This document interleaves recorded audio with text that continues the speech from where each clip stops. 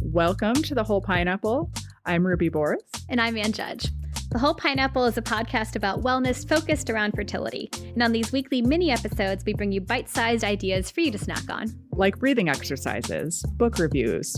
Maybe we'll review some scientific research, or we'll share some wellness and fertility stories from our listeners. So if you're looking for a tip or a trick related to your fertility and well-being, then you've come to the right place. Let's dig in.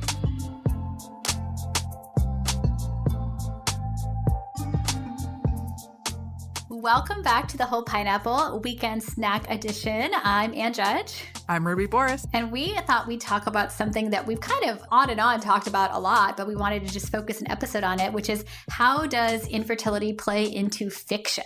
Because I do feel like it's something that we see a ton. And if you listen to the episode that Jamie and I did where we talked about casual triggers, it can be something that's really hard when you're struggling with your fertility and you think you're just going to go watch a fun movie with your friends.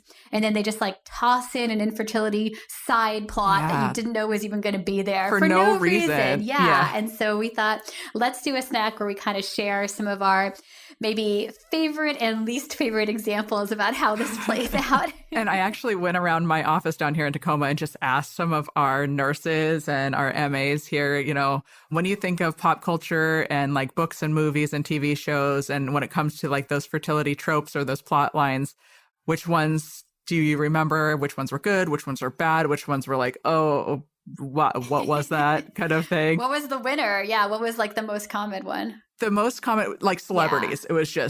It was a lot of like, about celebrities. It was a fun group back there this morning trying to debate all these different things, but I got some really good examples. But just the other day, I found it when we were getting ready for this episode, I was just working out, and one of the fitness instructors that I use just started talking about the controversy whether Beyonce was actually pregnant with her first child.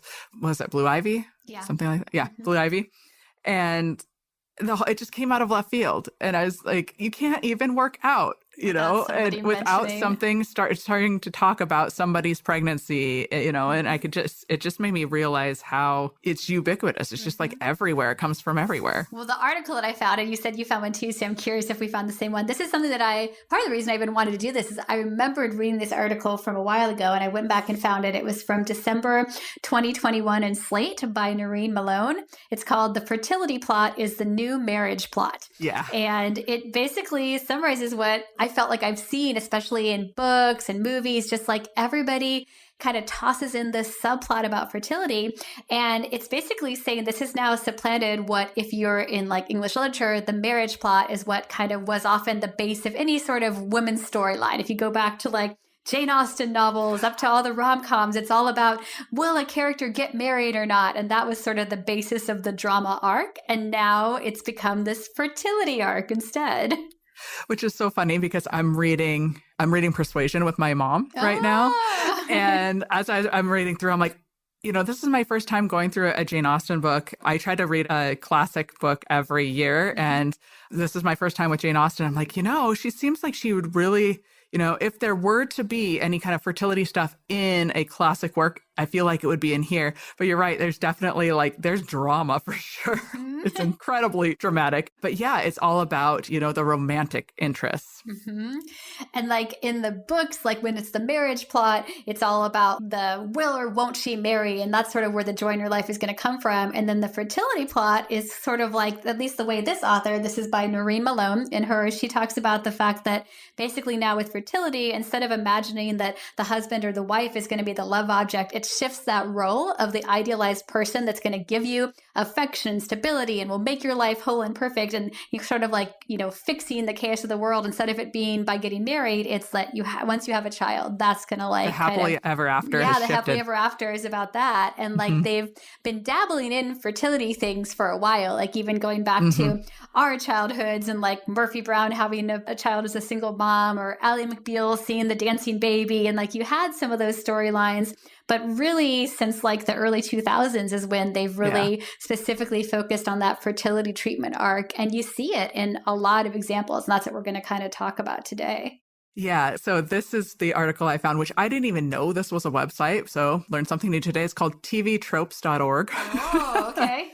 And there's just this article that's titled Law of Inverse Fertility, which basically the first line of this is the rule of drama as applied to parenthood. Couples who want to have children will have trouble not only conceiving, but in adopting and using surrogates as well.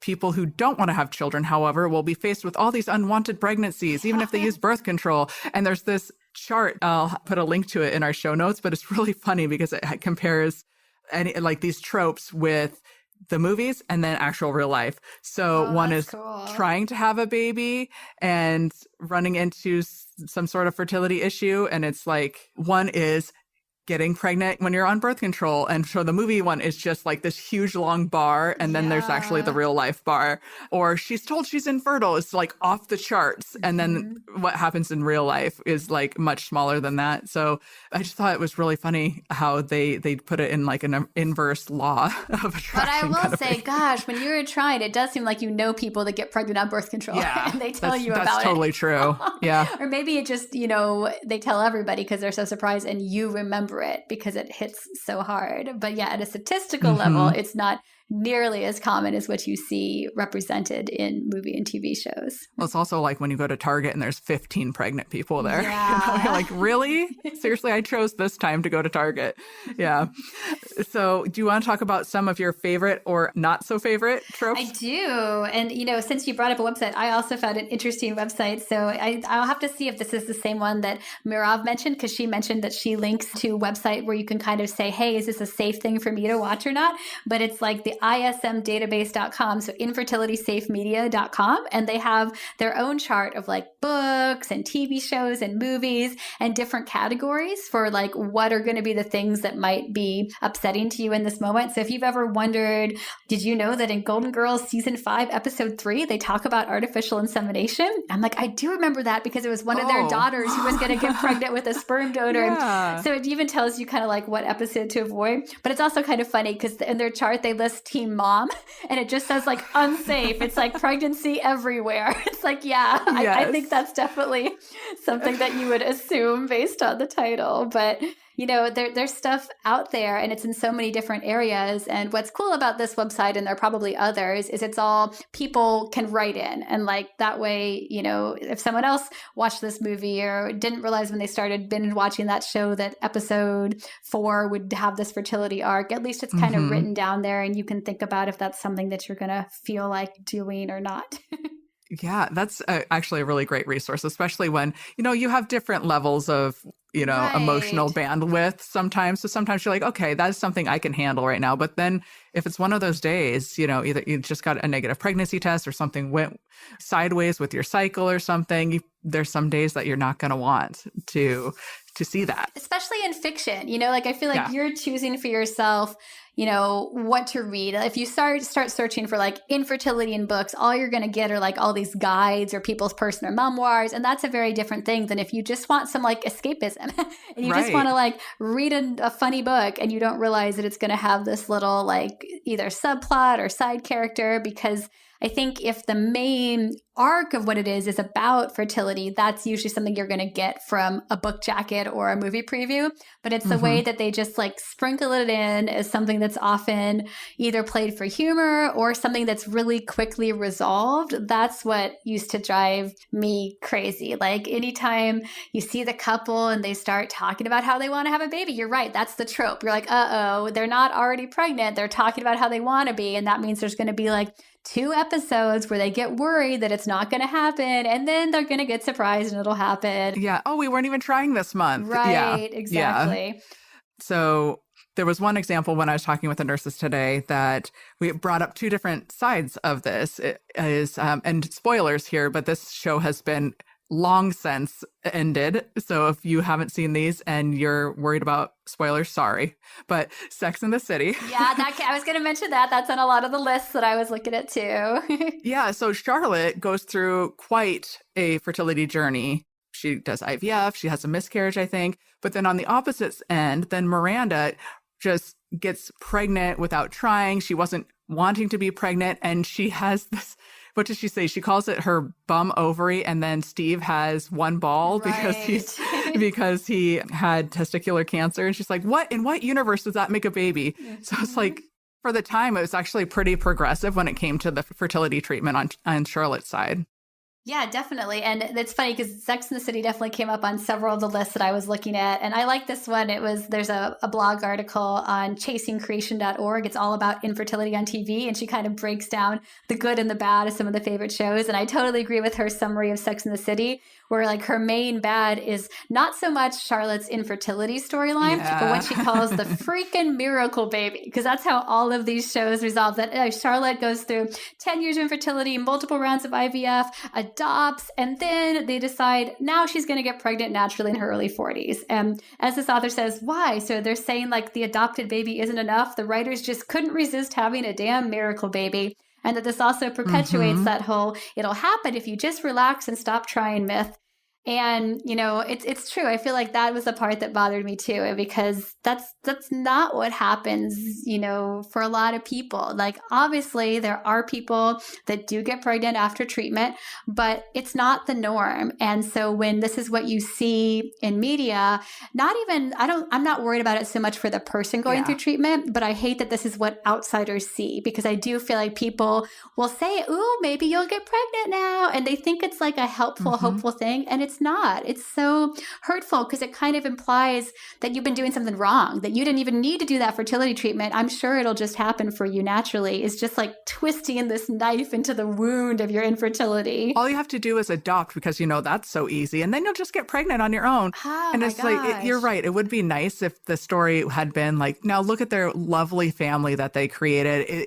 You know, there was lots of ups and downs and they went through a lot of things. And this is how they were able to make their family. And isn't that lovely, you know? That is one of the other ones that comes up a lot when we're talking old school shows is probably Friends. Because like for me, that was like the first experience that I ever had even knowing what IVF was Phoebe and the triplets. And then I remember once I started working in infertility being like, everything about that is wrong. Everything. Okay, let's start from the beginning. First of all, she's out. She can't be a GC. She's never had a baby, so she can't be a GC. She cannot be a GC. Second of all, it's her brother. Right. So that's tricky. Her brother with his teacher as a partner. Like what is like where is the mental health, the social work counselor here in this situation? And then we've talked about this before where she gets to have that conversation with the embryos in the exam room. She's like, okay, let's do this. And she's like talking to the petri dish. I'm like, no. And that she does a pregnancy test like a day or two later and it's positive. I know. It's just everything about that episode. And she's throwing up all the time. And she's like, I just did my transfer yesterday. It's like, and Ruby, remember, then she eats meat because she gets meat cravings in pregnancy. And so she gives up on her vegetarianism. Boy, you must hate everything about that storyline. Like, that's not how it works. Yes. So, but for a lot of people, that was a big deal in that time frame to show IVF in any capacity. And the thing that I think is interesting is that they did that storyline, but then they also did the Monica and Chandler infertility storyline, which I did really appreciate that they didn't have the miracle baby afterwards. That it, not like it portrayed adoption in a realistic way either, but at least it showed ups and downs and that it was a process, that it wasn't easy, although miracle adoption twins are also a trope. But, you know, at least I feel like I appreciated that they went down another path and stuck to it and showed the happiness that came with that. So, yeah, that's another great example. So the other ones that came up when I was looking at lists online, a lot of people talk about This Is Us, which I think we've mentioned again before. Friends from College, which I haven't seen, but kind of want to watch because it came up on a lot of good lists for like portraying it in a slightly more realistic manner. So now I'm like, ooh, I should watch that. Similarly, Being Mary Jane. I haven't watched that either, but it had good reviews. And especially, I think that's because the main actress, Gabrielle Union, she's been pretty open about her own fertility treatments. And so I feel like the same thing, like, you know, when Courtney Cox, I think anytime you have an actress that has gone through fertility stuff, that's usually a sign that that storyline is going to be done more realistically because they're going to like call you out. And the storyline in Being Mary Jane is about someone who's single and doing it on her own. And I feel like it's good to have those out there as well. Yeah, another one that I thought of was Rules of Engagement. It's another sitcom kind of show. It has David Spade in it. Okay. But the couple of the show are struggling to get pregnant, and they use a GC. And I think it's one of the husband's friends, his lesbian friend from his softball team. But of course, she's never had a baby. I was going to say, she had a baby because, in TV shows, they've never had babies before. And that's kind of why they're doing it. And I've only seen a few episodes of that. And I think the couple does end up getting pregnant on their own after they have gone through this whole GC. Yeah. Also, always out there. Crazy Ex-Girlfriend also does a completely wrong storyline where one of them is an egg donor and they keep talking about her one egg, that they just take the one egg out. And then at the last bum minute, ovary, one egg. Yeah, at the last minute, the gestational carrier on the day of transfer says she doesn't want to do it. And so another friend's like, oh, I'll do it instead. And it's, again, everything wrong. So wrong, that you don't just decide on a whim. And even if you could legally, you're not likely to be at the right phase in your cycle to even do a transfer. But so it's just interesting when they decide to sprinkle these little tidbits in with no, it'd be like if, suddenly they were just flying cars and they didn't bother to explain why they're flying cars. They just did it because they don't understand technology, but they don't seem to understand IVF and still put it in. Yeah, watching these kind of things as a fertility provider, you just want to pull your hair out. And Dion, he always looks, whenever there's any sort of fertility thing, I'll look at him. He's like, I know. But then at the same time, he's a physician. So anything that's medicine, internal medicine kind of stuff, I'll look at him. He's like, that is so not how that works.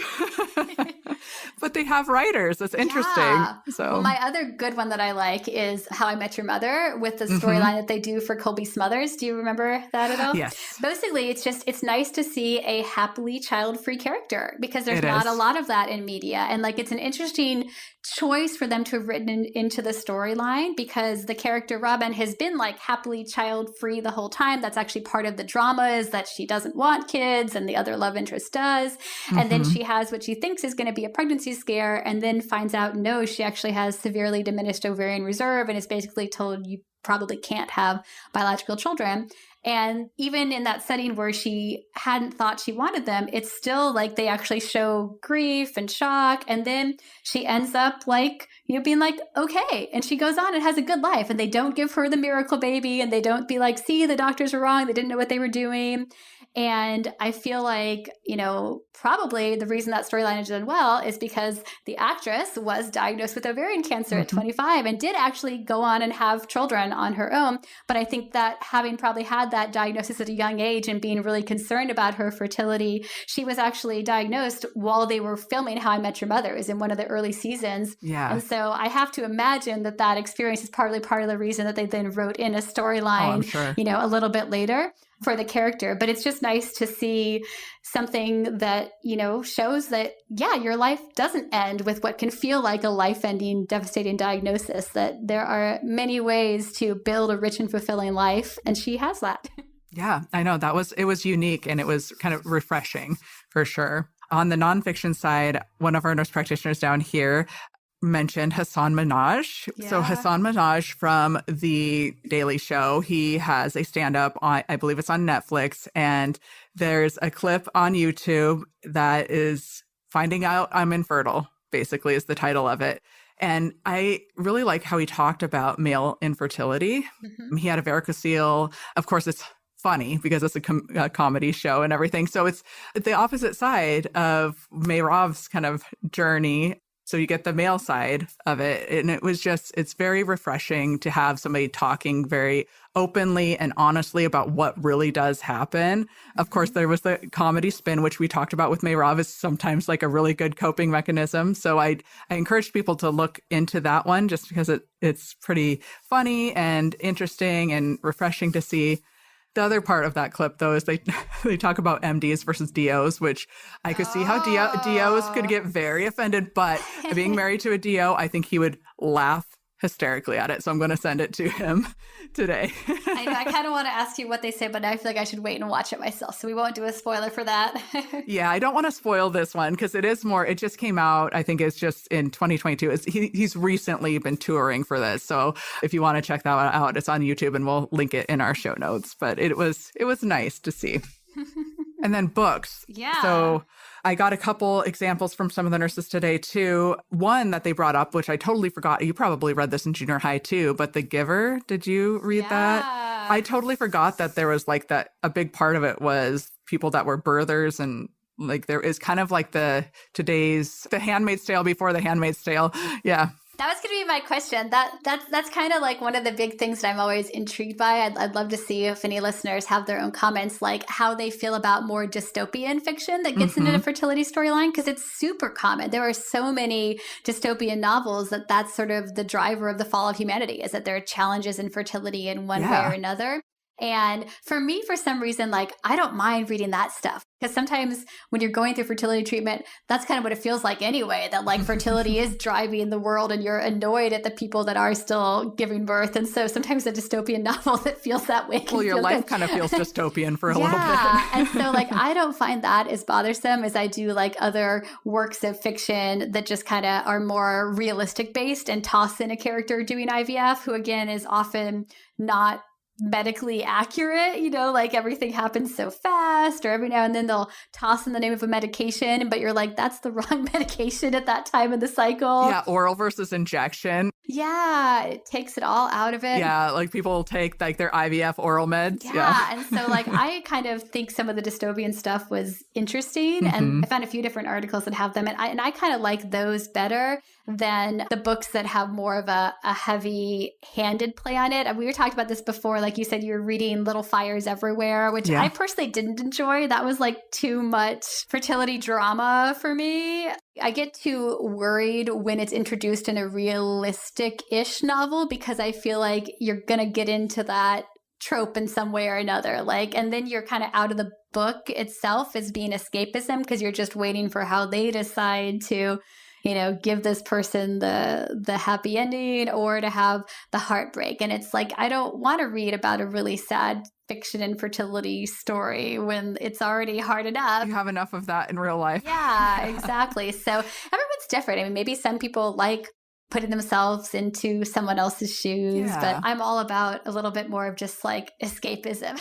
That's why I read books. I feel like I'm actually going somewhere else. So there's this quote from the author of Game of Thrones and George R.R. Martin, and he says, "A reader lives 1,000 lives before he dies. The man who never reads only lives one." So that's how I look at books. So I could totally see not wanting that in your enjoyable like off time. So that's where I think those websites that kind of rank things can be good. And mostly what they're ranking is like the big popular books of the day. So it's not like everyone's going back and looking at the classics. Although that's an interesting thing, because we talked about Jane Austen.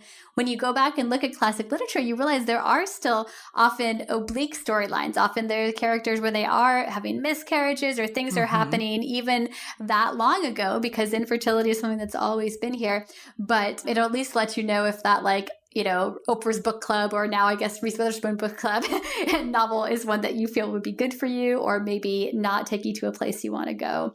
And I want to mention for TV shows, since you're mentioning like comedy and stuff, like Master of None is another one that I haven't seen, but a lot of people bring up as having a well done infertility storyline, also featuring a character who's single and doing treatment on her own. So that's another one that I might want to check out. But yeah, it's tough, because a lot of times if you're in treatment, you deliberately, maybe some people like to watch ones with storylines, but I feel like a lot of the time, if you do, it's more of a hate watch, just to like pick apart the things that they're doing wrong. I mean, sometimes it is nice to yell at the TV and be like, that's not how that works, Yeah.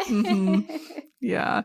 So let's see. We did teen pregnancy as a trope. Pregnancy after adoption. Yeah, pregnancy after adoption. One night stand, accidental pregnancies, on birth control. We kind of talked about that. One thing that I remembered, do you remember the movie Knocked Up? Because it came out right when I think you were doing your fertility treatment. Yeah. So that was a big, I can only imagine going through fertility treatment. And like, that's what's on like all the movie theaters. And honestly, in that one, I feel like it's been so long since I saw it, but I think either that one or the sequel, it's the older sister having a pregnancy scare that I was like, oh, come on. Even that character is just going to accidentally get pregnant. So yeah, it's funny the things that bother you. And the movie This Is 40, which I really enjoyed. It made me laugh. But she gets pregnant. She's in her 40. She just turned 40 and she gets pregnant. It leaves it off on a cliffhanger, like what really happens, what they decide to do. But yeah, it's just like, really? Okay. And that happens. I mean, that's the thing. Like, I feel like sometimes in our fertility clinic, we're so focused on, we see the people in their 40s that haven't conceived on their own. And there are those people that get pregnant on their own at 45 that have their surprise baby. But at a medical level, it's not as common as it seems to be represented in the media. And that's what can be so frustrating about it. That's exactly right. That's exactly right. Oh, the other one that we would be remiss if we didn't mention is the who's the daddy trope. This shows up in a lot of different ways. So, either there was two relationships going on at the same time, or one partner doesn't think they're able to have children, and then surprise, she's pregnant and she's insisting that like he's the father of the baby, and ends up being that. It becomes very like Jerry Springer sometimes. Have you watched Virgin River? I have not. I mean, for escapism, I would not recommend it for anybody going for the fertility treatment, because it has a lot of story arcs about pregnancy loss and fertility and this kind of stuff. But the main character is this like magical nurse practitioner / midwife that does everything. Like, she does every kind of medicine, and awesome. She moves to this like small town in, I think it's rural California, after leaving behind her like tragic things that happened to her when she was in LA. But part of, spoiler alert if you haven't watched it, but in one of the later seasons is her late husband. They had been doing fertility treatment before he died, and they're still frozen embryos. And when she and the main character that she's now having this love affair with her, he doesn't think he wants kids, and so they are briefly broken up, and she flies back to just have the transfer anyway, and then comes back, and they do reunite, and then she gets pregnant. But then you don't know, right? Is it from the embryos from the late husband, or could it be because now she's pregnant from the new partner? Yeah. And then the mother of her deceased partner wants to sue for custody of the embryos and doesn't realize she's used them, and it turns into a whole legal drama battle. So this is just this storyline that places can use now. And I mean, it definitely adds drama, but in a way that is often really exaggerated from the way that things would ever happen in real life. Exactly. They take a crumb of what possibly could. I mean, we just had that episode with Ellen Trackman when we were talking about all the crazy legal stuff that's been happening recently. So it does get messy in real life. And we all know that. But oftentimes these storylines just take a little bit of crumb from that and build upon it. So, it brings all the drama. But yes, you're right. The Who's the Daddy storyline is also a very common thing you see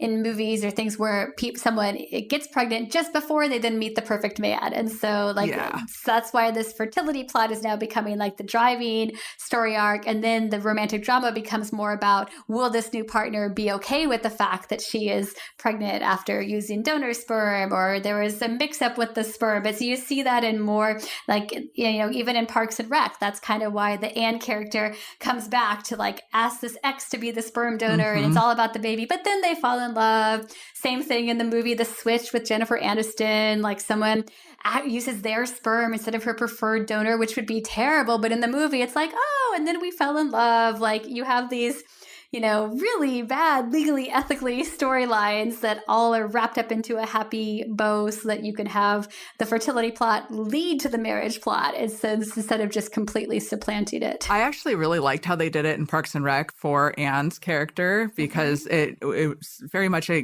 good representation of like somebody who's single, who wanted to have a baby and was going to do this on her own. And she's a very strong character. But I didn't want them to fall in love after. Like, that's the part that I don't like. True. Like, it's saying that you can't just come back and use your friend as your donor, that, but really you're going to end up being a happy nuclear family. Yeah, I didn't think of it that way. That's the problem with it. And I don't love the triplets storyline. I can't handle it. That was my next thing. Is like, that's another media tip. Like, everyone has term healthy triplets in the media. Yes. And that is, unfortunately very much not the medical norm most of the time. And so, that's the other problem, that not even triplets, but even twins. When you see them in media, are almost always holding, again, like they're filming this with 5-month-old babies that they're holding to be as if they are newborns, but you don't usually have a character having a NICU stay or, a bad outcome. You're really only seeing these like idealized circumstances. And I think that's part of the reason we have so many hard conversations with patients about the risks of twins, and especially above twins and higher order multiples, because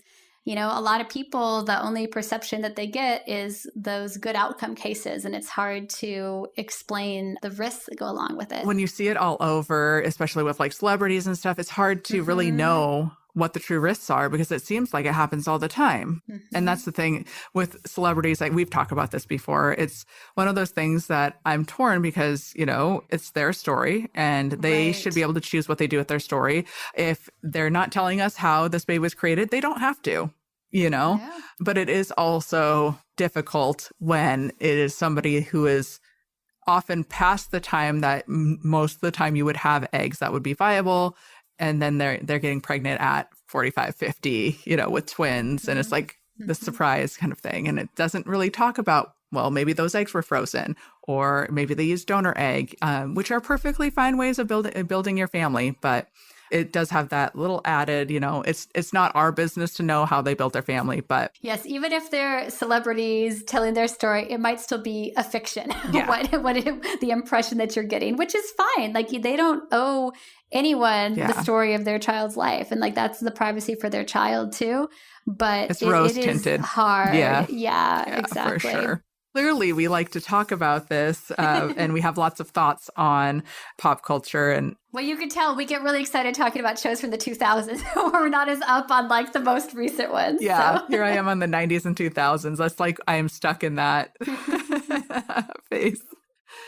Anna and I can talk about this all day long. I'm sure there'll be things in the future that will be like, did you read this kind of thing? And certainly whenever we do an episode like this, then I start paying more attention to things and then I'll see it everywhere. Yeah. But if you have something you want to share with us that you have found to be a really good representation of fertility, I really like those examples because as you could hear in this episode, there's a lot of bad ones. There's a lot of not so great ones. And then same, if you have something that you're like, can you believe this kind of thing, please send it to our email. So thewholepineapple@gmail.com, or you can find us on Instagram at thewholepineapplepod. And even the not so realistic portrayals, I guess, are good in a way because they're still getting the word out that this is a thing. They're still normalizing the experience that all different types of people can struggle with infertility. So, you know, what do they say? Like, no press is bad press. Like, even getting a little bit of the word out there, That's even true. if it's not represented accurately, is probably good in some ways, but not always good to consume when you are in the midst of treatment. And it's just going to make you feel more annoyed at life. Yeah, for sure. But if you have something that maybe was helpful when it came to a book or a TV show that didn't have anything that you could that really could take you out of the stress of what you were going through in that time of your life, send those in too. So if you have a TV show that you love to watch when you are really struggling with your fertility journey, or a book, just let us know. I think I told you I did a lot of playing Rock Band when I was like taking time post-transfer because you had to just like kind of sit around and do nothing. What instrument are you? I am the singer, actually. I was doing the I knew it. I knew it. I knew it, Anne. I knew it. Yeah. I am bass guitar all the way. Yeah, I had my friend, my husband, like we had a whole little band. We had a name for our band. We get together and it's like something that you can take your mind completely out of it and just be like immersed in something else that's not at all related is good. So I miss it. I wish it was still around as a game. Do you want to share what your band name was? Orlando Icarus. So it was one of the like random generated names, but we're like, that's a cool name. I like Icarus, flying close to the sun. And so, yeah, I actually, when my cousin got married, because he was our bass guitarist and my other cousin was the drums. And so I made us all t-shirts with our Orlando Icarus band name on it. That's awesome. I think we will wrap it up here. I hope you guys had fun talking with us. Well, maybe you're talking with us, listening to us debate all the good, the bad, and the make you mad, right? That's what we titled it. So That's yeah. right. Let us know your favorites. We'll see you next week. See you next week. Thanks for joining us for this week's episode of the Whole Pineapple Podcast. We hope it was helpful. If you know someone who could benefit from hearing the podcast, we hope you'll share it with them. And don't forget to subscribe, rate, and review the Whole Pineapple on your favorite podcast app. Every rating and review makes us easier to find. This podcast is sponsored by Seattle Reproductive Medicine and is produced by Audiotocracy Podcast Production. We'll see you next time. Have a delicious week.